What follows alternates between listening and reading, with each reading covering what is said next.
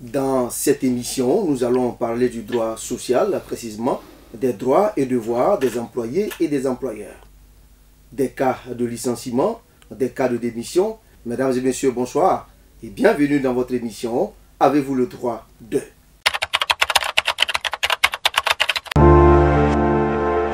Avez-vous le droit de reçoit notre consultant, Maître Zozo Bobia Charles, juriste sur le plateau. Maître, bonsoir. Je vous en prie. Bonsoir, M. Bafon. Quels sont les droits d'un employeur? Les droits d'un employeur, c'est de respecter les devoirs qui lui sont affectés. Soyez plus précis. Un chef d'entreprise a un objectif, sinon a des objectifs, en créant son entreprise. Il sollicite le service d'un compétent en la matière, alors quitte à lui de respecter les principes de l'entreprise. Et quels sont les droits d'un employé? Les droits d'un employé, c'est ce qui est établi par la loi en matière sociale. Je peux parler de la convention interprofessionnelle. Je vais parler du droit du travail. Ce sont les obligations qui affectent réellement l'employeur à pouvoir faire respect des devoirs et du droit de l'employé. Alors, il arrive qu'on parle de licenciement dans les entreprises. Oui. Quand est-ce que cela intervient? Oui, les licenciements interviennent pour plusieurs cas. Je peux citer le cas d'ordre des fautes graves, des fautes lourdes, des actions disciplinaires. Vous voulez parler des cas d'insubordination? D'insubordination, merci bien. Je peux citer pour cause économique, qu'on appelle généralement les crises économiques en matière sociale. Voilà. Et puis, il faut dire que véritablement, la liquidation d'entreprise. Il y a le manque de compétences aussi de l'employé. Oui, ça rentre dans le même cadre aussi que je pourrais citer préalablement concernant ce qui reviendrait du devoir de l'employé. On n'oubliera pas aussi les cas de démission. Oui, les cas de démission, c'est lorsque certainement l'employé constate que, primaire, il y a le traitement qu'il attendait qui n'est pas. Il y a le fait aussi que, véritablement, vu que ce qu'on lui recommande, il n'est pas à mesure de pouvoir rendre en toute sagesse, il peut rendre sa démission. Comme il peut avoir d'autres propositions qui seraient plus alléchantes que celle dans laquelle il est. Lorsque vous évoquiez les conditions qui pourraient conduire à un licenciement, vous avez laissé entendre deux mots, sinon deux groupes de mots, faute lourde ou faute grave. Expliquez. Oui, généralement on parle de faute lourde lorsque ça rentre dans un cadre qui sort carrément du devoir des obligations qui sont affectées à l'employé. Je peux parler de vol, détournement, tout ce qui rentre dans le cadre purement et simplement pénal, que généralement nous, dans notre jargon, on appelle l'action publique.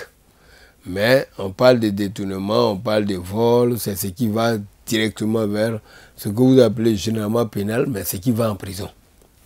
Et la faute grave? Oui, la faute grave, c'est généralement les actions d'insubordination. Voilà. Et le patron vous recommande une certaine obligation. Vous, à votre niveau, vous faites ce qui vous sied. Vous ne rentrez pas dans ce que le patron recommande. Peut-être qu'il va vous interpeller une première fois, une seconde fois. Il constate que c'est d'habitude. C'est qu'à votre niveau, vous faites réellement une démonstration de deux visions dans une entreprise. Dites-nous, quelle est la procédure? Oui. Pour licencier un employé, par exemple. Pour licencier un employé, je constate que l'employé ne remplit pas certainement certaines obligations selon qu'il a été recruté. Parce que pour recruter quelqu'un, il y a d'abord un règlement intérieur au-delà, je ne même pas dire pas au-delà, mais qui rentre dans le même registre que ce que dispose la loi sociale. Mais peut-être ici, plus ou moins réduit et affecté seulement qu'à mon entreprise X que j'ai créée. Je constate que M. Pierre ou M. Paul ne respectent pas réellement ce qui lui a été établi lorsque nous signons le contrat. il y a faillite de respect du contrat qui nous est lié. Alors, au constat, alors j'interpelle M. X. Je lui dis, bon, ok, voilà ce à quoi nous sommes affectés hier. Mais apparemment, vous ne respectez pas. Alors, je vous fais un écrit qui vous présente ce fait. Vous, à votre niveau, vous avez droit, on appelle ça généralement demande d'explication. Pourquoi M. X ne respecterait pas cette logique? Vous attendez des réponses? Bien sûr. M. X répond. Et s'il ne répond pas? S'il ne répond pas, il répond, s'il ne répond pas comme s'il répondait. Parce qu'il peut répondre et puis ne pas aller dans le sens que nous voulons entendre. Comme il peut ne pas répondre, ce qui confère au fait qu'il ait répondu, mais il est au même titre d'action que la réponse qu'il avait apportée précédemment. Combien de temps dispose-t-il? Il a 48 heures. Voilà. Maintenant, il a répondu. Il a répondu. Je ne suis pas satisfait. Je lui fais une mise en pied. Et cette mise à pied, qui est à lui de respecter la mise à pied. C'est d'abord ça. D'abord ça. Et après la mise à pied, je constate réellement que les choses sont à répétition. Alors, il me doit.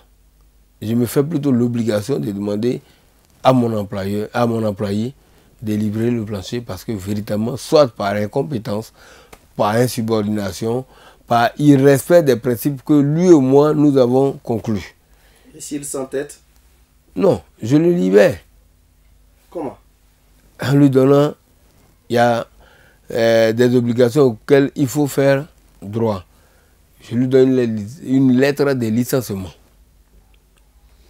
Laquelle lettre de licenciement est accompagnée par certaines mesures.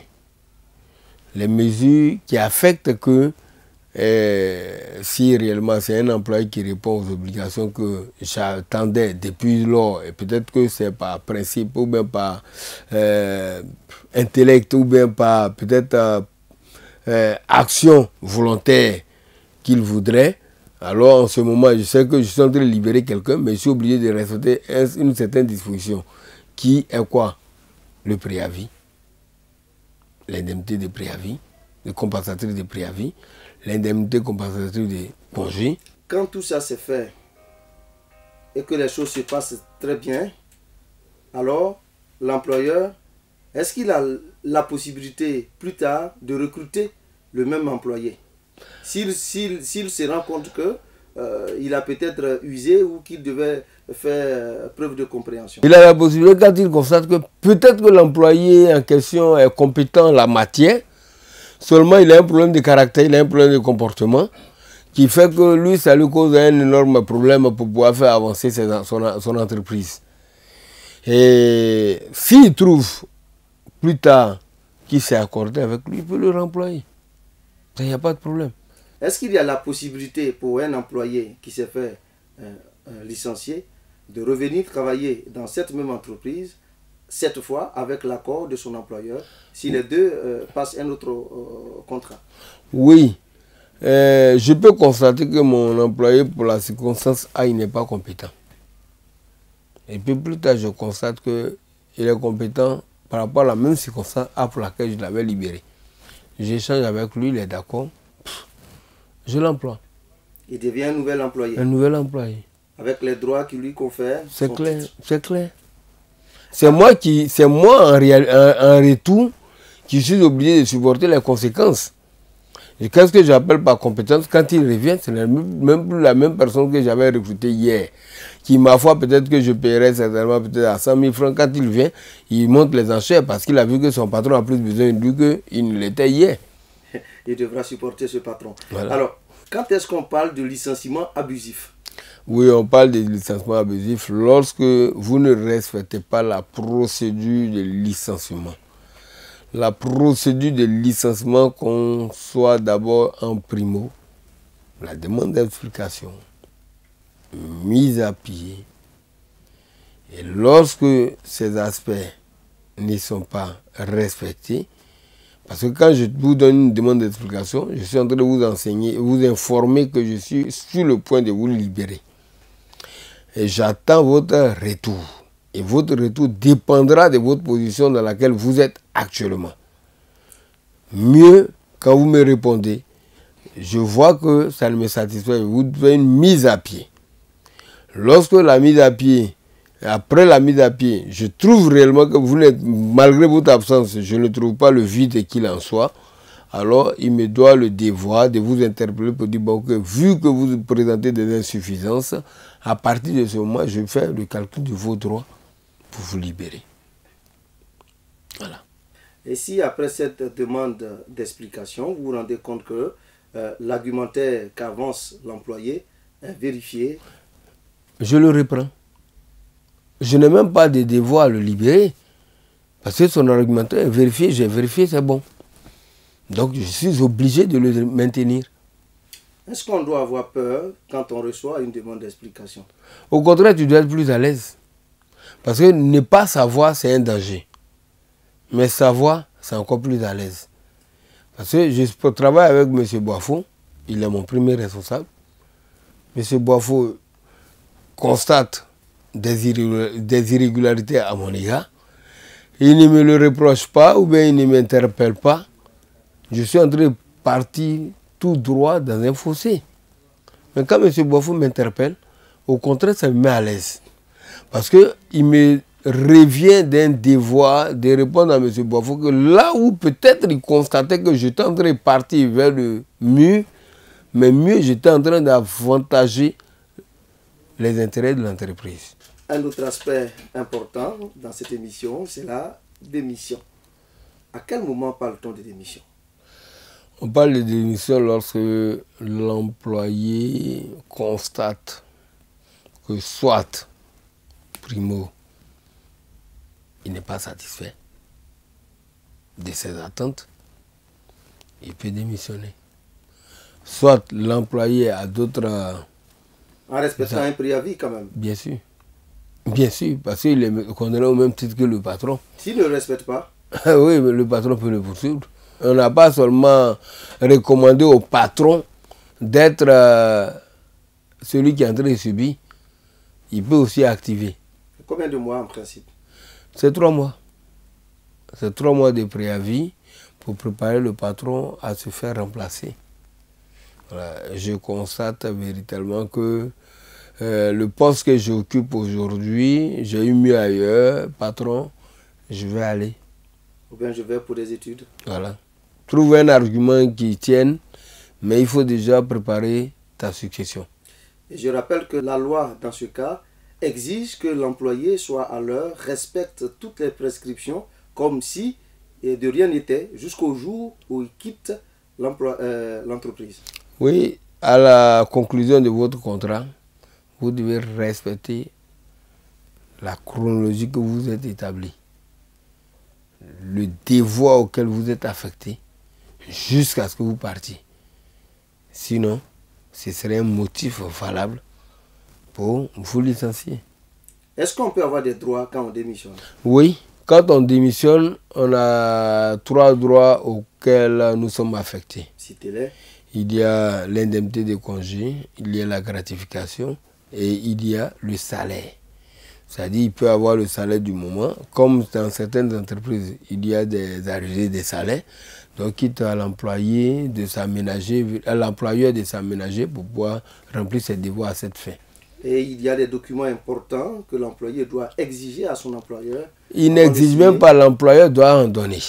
C'est d'un facto obligatoire pour l'employeur. Il y a en primo le certificat de travail. En secondo, un document qu'on appelle solde pour tout compte. Et l'employé en question, lui, à son niveau, il va faire une décharge qui rentre dans le même cadre que le solde pour tout compte. Voilà. Donc, le certificat de travail est un impératif. Pour ce soir, c'est terminé. Rendez-vous au prochain numéro